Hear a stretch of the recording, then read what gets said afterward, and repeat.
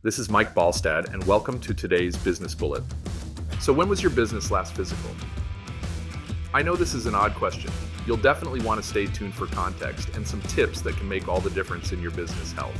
Be sure to like, share, and subscribe to get notified of the latest valuable information to strengthen your business. Cash flow is the lifeblood of any business. And yet, just as with your personal health, the health of your business relies not just on having blood, but also your habits and behaviors. Continuing in this theme, think about managing cash flow similarly to managing one's blood sugar. In today's bullet, we're going to cover some things you can start doing today to begin improving your cash flow and cash reserves. In a sobering statistic, a JP Morgan Chase Institute report showed that the median cash on hand for small businesses in the US is just $12,300, but can vary based on industry. The amount held by the median personal services business, for instance, is just $5,300. Further, they found that 50% of small businesses only have enough cash on hand to cover less than 15 days of expenses. In other words, half of owners are just a 2-week disruption away from having to close their doors forever. If you'd like to avoid being in that group, here are a few things you can do to be in a better position. A good starting point is to know your numbers.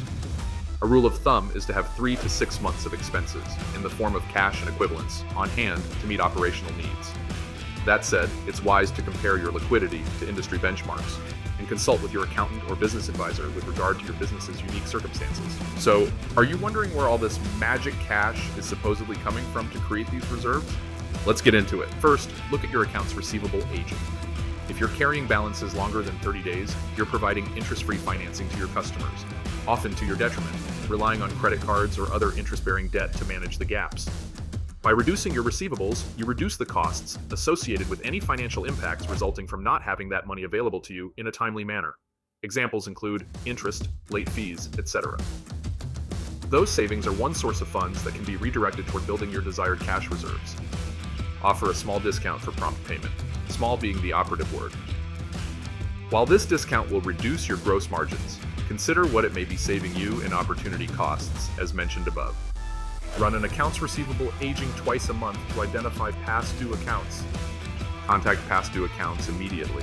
While they may not be able to pay it all at once, encourage them to pay in full over a couple installments. Finally, to set these prudent policies in stone, define and communicate policy on when you'll stop selling to customers that are repeatedly delinquent. The final tip we're going to cover today is managing expenses. While most folks I talk with feel pretty confident that they know where their money is going, both personally and in their businesses, most find upon tracking their expenses that the little things here and there add up pretty quickly and significantly. Here's a process to help you to identify, track, and manage your expenses. Monthly, run a P&L report showing the last 12 months, one column for each month. Scrutinize each line for increasing trends in individual expenses. Can any be prevented? Any non-essential expenses that can be eliminated? Anomalies, anything that doesn't look right. Annually, do a month-by-month, line-by-line budget. Monthly, run a budget to actual report that will show budget variances. So, what are the takeaways? First, managing cash flow and maintaining adequate cash reserves is key to building a comfortable buffer between you and any challenges that may arise, because they always do. And there are a number of areas in your business where cash may be hiding to help build those reserves. Today we've covered 2. If you're interested in learning about 5 other places cash may be hiding in your business, click the link, input your email address, and get the free download. Thanks again for joining me for today's Business Bullet, and we'll see you next time.